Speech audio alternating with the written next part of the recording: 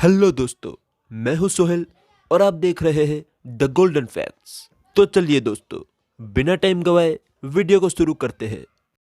आज 14 जनवरी को मकर संक्रांति, यह सभी युवा और बुजुर्गों का पसंदीदा त्योहार है। आज पूरा आसमान रंग बिरंगी पतंग से भरा होगा और एक काय पोच है ए लपेट की आवाज पूरे वातावरण में सुनाई देगी, जिसके बिना यह पतंग का त्योहार अधूरा है।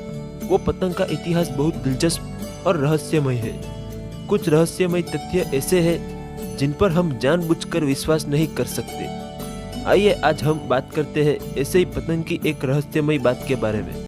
क्या कोई आपको कहे कि अगर आप भारत में कहीं भी पतंग उड़ा रहे हो और आप पुलिस की नज़र में है, या पुलिस आपके पास आएगी और आपसे पतंग उड़ाने का लाइसेंस मांगेगी, तो आप क्या सोचेंगे? इतना ही नहीं, अगर आपके पास पतंग उड़ाने का लाइसेंस नहीं है तो आपको गिरफ्तार करके मुकदमा चलाया जाएगा। आपको पतंगबाजी के लिए 2 साल की सजा या 10 लाख रुपए तक का जुर्माना भी लगाया जा सकता है। तो आप यह सोच सकते हैं कि ये सभी चीजें सदियों पुरानी होगी। क्या कभी भारत में भी कुछ ऐसे नियम होंगे? लेकिन यह सच है, यह बात सदियों पुरानी नहीं है, अभी ही 3-4 साल पहले की है।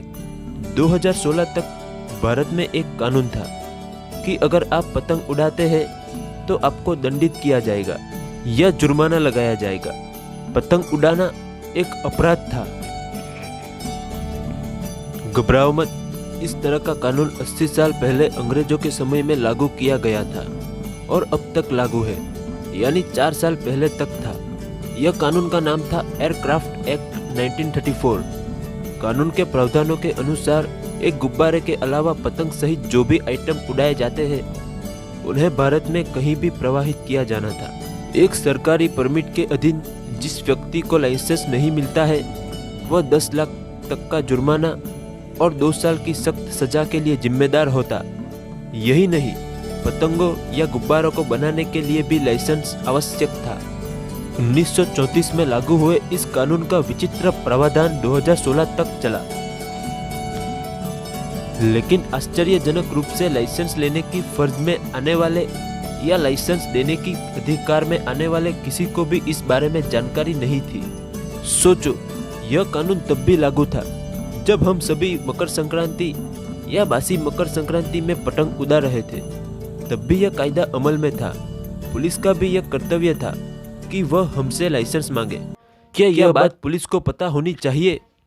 सवाल यह है कि अगर यह कानून साल 2016 तक मौजूद था तो किसी को सजा क्यों नहीं दी गई, और 2016 में अचानक इस कानून को कैसे खत्म कर दिया गया?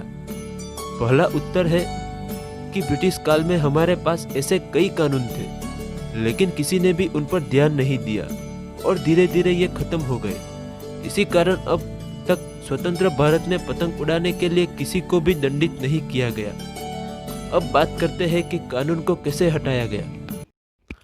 कहा जाता है कि 2014 में नरेंद्र मोदी के शासन के बाद उन्होंने कुछ पुराने और अनावश्यक कानूनों को निरस्त करने के लिए एक अभियान चलाया। Indian think tank Centre for Civil Society इस संबंध में कार्य कर रही थी, जिसमें देश की 5 प्रसिद्ध लॉ कॉलेज के छात्र शामिल थे। शोध कार्य के दौरान जब यह अजीब कानून छात्रों के ध्यान में आया तो उन्होंने आवश्यक सरकारी खाते को एक पत्र लिखा और केवल पतंग उड़ाने का लाइसेंस मांगा। इस मांग ने सभी अधिकारियों का ध्यान इस कानून की ओर खींचा। इसके बाद ब्रिटिश युग के इस पुराने और अनावश्यक कानून को रद्द करने के लिए एक विचार विमर्श और एक अभियान किया गया। आखिरकार मोदी सरकार ने अपने पहले कार्यालय में अनुमानित 1200 कानून को रद्द कर दिया, जिसमें यह विचित्र एयरक्राफ्ट एक्ट 1934 भी शामिल था। दोस्तों, वीडियो आपको पसंद आया हो तो इसे लाइक करना ना भूलें और ऐसे ही इंटरेस्टिंग वीडियो को देखने के लिए चैनल को भी सब्सक्राइब करना ना भूलें और बाजू में नोटिफिकेशन बेल को भी दबा दें।